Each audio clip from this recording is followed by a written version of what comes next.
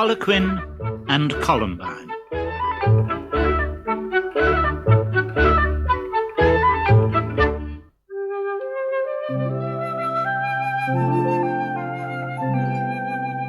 Columbine wept and pleaded, but Pantalone was determined to marry her to Captain Spaventi. "But, Father, I've never even seen him. How can I love a husband I've never seen? Harlequin says Spaventi waves his sword about in the street and shouts at people all the time. And he's so old. I mean, he's almost as old as you, Father." Old Pantalone stamped his foot and gave a roar of anger. "Not another word! You will marry Spaventi, and you'll marry him next week. Go to your room." Columbine ran sobbing to her room and threw herself down on the bed. Her crying could be heard clearly from the kitchen, where Harlequin was cooking the dinner. He was so unhappy for his beloved Columbine that his own tears dropped into the soup and made it salty.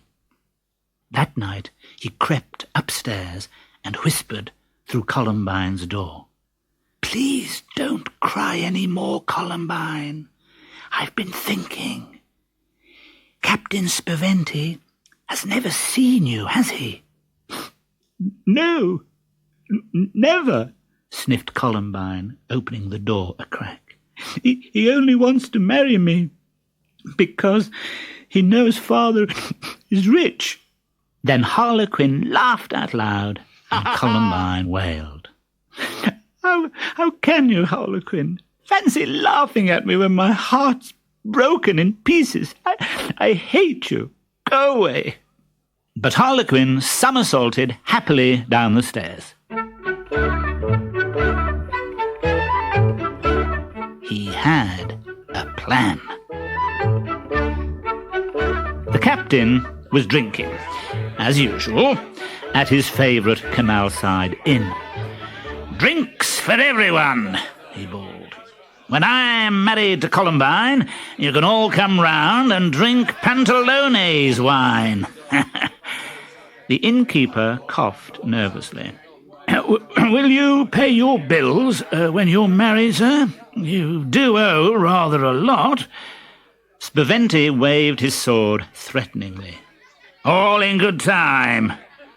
Who's this little ninny in the patchwork suit? And who said he could moor his gondola there?" Harlequin crooked his finger at Captain Spaventi. "Could I have a private word with you, Your Honour?"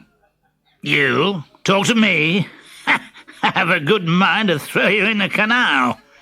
Harlequin dodged out of reach. But my mistress Columbine sent me with a message for you." "Oh, well, why didn't you say so? Spit it out, lad." Spaventi grinned, showing a row of black and broken teeth. Harlequin stood on tiptoe to whisper. "She's heard about your good looks, Signor, and she says, would you come and visit her at her house?" Spaventi whistled. "So, she can't wait to see me, eh? Oh, well, that's not surprising. Not surprising at all. I'll come now. I'd like to see this famous beauty." "No!" Harlequin leapt aboard his gondola and pushed off. "Not tonight. No, come at noon tomorrow, when Pantalone is out. Good night, Captain."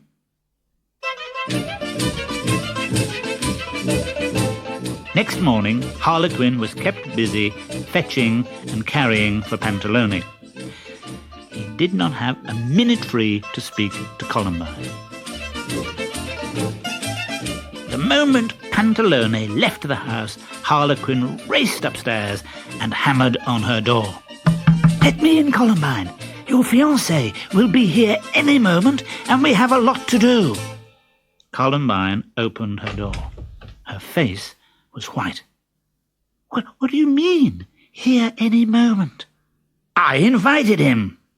Now take your dress off and fetch me your makeup box." Columbine was too surprised to argue. She slipped out of her satin gown, and Harlequin stepped into it. He stuffed a pillow down the front to make himself look fat. He pushed up the sleeves so that his muscly arms showed. He tossed a ball of knitting wool into one of Columbine's hats and crammed it on his head so that the wool spilled down round his ears. "Now, paint my face, Columbine, and make me really ugly. We'll give Captain Spaventi the fright of his life." Columbine clapped her hands in delight and began to daub Harlequin's face with rouge and lipstick. She was still busy when there were footsteps on the stairs. "He's here. Where can I hide?" She tried to squeeze under the bed, but it was too low. She tried to hide in the cupboard, but it was too full of dresses. "Oh, Harlequin, he'll see me." Harlequin lifted his skirt. "Hide under my dress," he said. Knock, knock, knock. Columbine! Oh, Columbine! I've come to visit you, pigeon. Your brave captain is here to see you." Harlequin threw open the door so that it crashed against the wall. He grabbed Captain Spaventi's head and plonked a kiss on the top of it. "Oh, you're just as handsome as they say you are." Captain Spaventi stared and spluttered. "Oh, well, I do have to wear glasses mostly, but I wanted to look my best today." "Your best?" snorted Captain Spaventi. Yes, but I can't promise always to look so pretty." "Pretty?" gasped Captain Spaventi. "Oh, I see you're admiring my hair," said Harlequin, tugging at a strand of wool.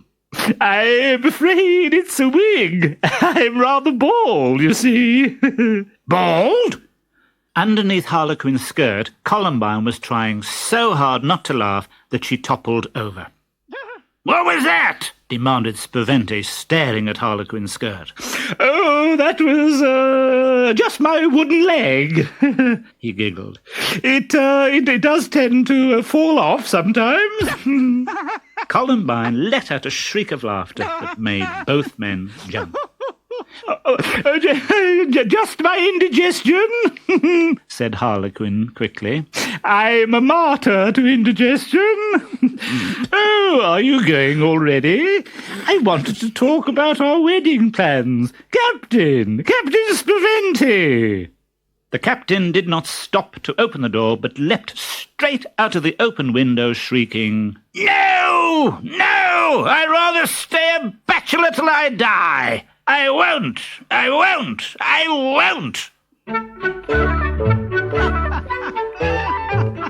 Columbine rolled from under the skirt. Her sides ached with laughing. She jumped to her feet and hugged Harlequin tight.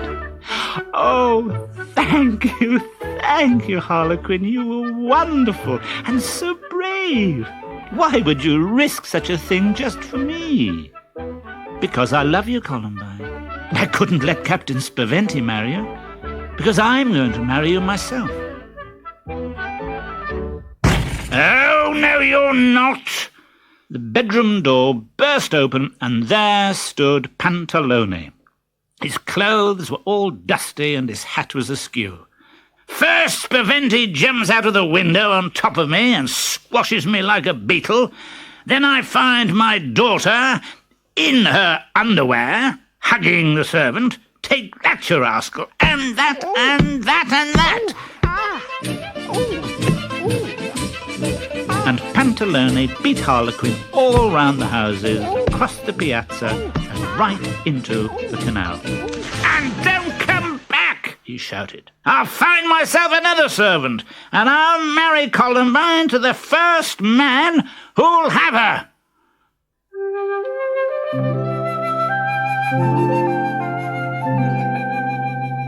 That night, Harlequin crept back to the house and sang sad love songs under Columbine's balcony. "Oh, Columbine, why can't you see? Sweet Columbine, you're meant The shutters at the window were closed tight, and all the lights in the house were quenched.